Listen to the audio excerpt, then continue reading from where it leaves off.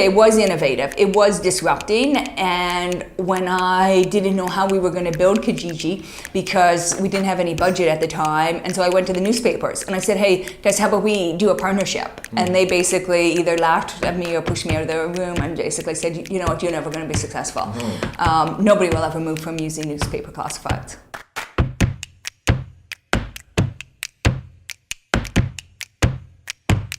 So I don't think I necessarily thought innovation. Right. What I saw was the dynamics in the Canadian marketplace. And I think that for any business, you really need to understand, hey, what are your local marketplace?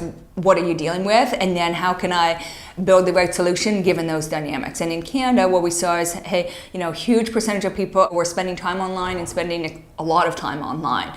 But they were not shopping online. I thought, okay, this is an interesting dynamic. Marry that with the fact that Canada is a very urbanized country.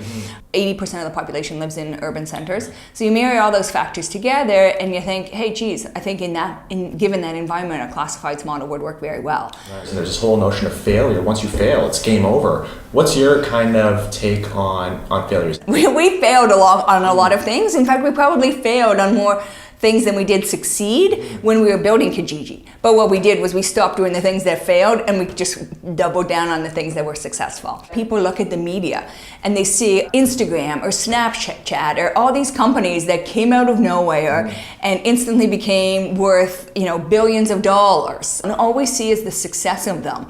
And people don't realize, actually, you know what, there's an awful lot of failures, an awful lot of self-doubt that people don't see because it happens behind the scenes. And I think one of the challenges for some entrepreneurs or business leaders is they get enamored with their product and their technology and they think, oh, you know, everybody's going to buy this, or people will switch from the competition to me because I'm 2% better. Well, that may not happen, and so you need to really be objective in terms of how you think about your business and say, okay, now really, who is going to use my product? And often it may be people who aren't using your product, who maybe aren't even aware of the category, who may be better customers in the near term than people who are using your competition.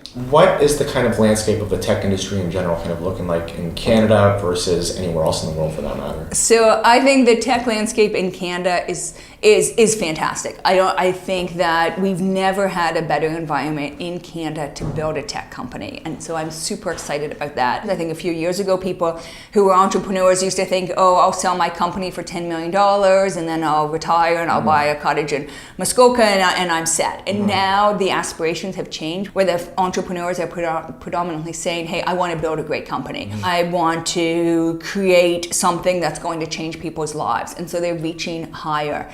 And then we have the capital that's willing to support it. And I think that in an ecosystem, in a tech ecosystem, success begets success. The more success you have, you know, the more likely you're going to have future success. And we are now at a tipping point where we have had enough success, and I don't think there's ever been a better time in Canada. So what gets Janet Bannister kind of excited, and what can she share with audiences? I love to talk to people and have them leave energized and enthused, but also have practical lessons behind that. It's not just a, hey, great, I got pumped up and now I feel great for the next 24 hours and after that I'm back to who I was before. Right? What are some practical techniques or some practical insights that I can then take and apply in my daily life?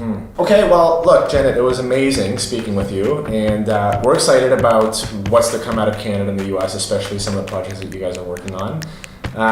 And thank you so much for coming in. Well, thank you so much for having me. Great to talk to you.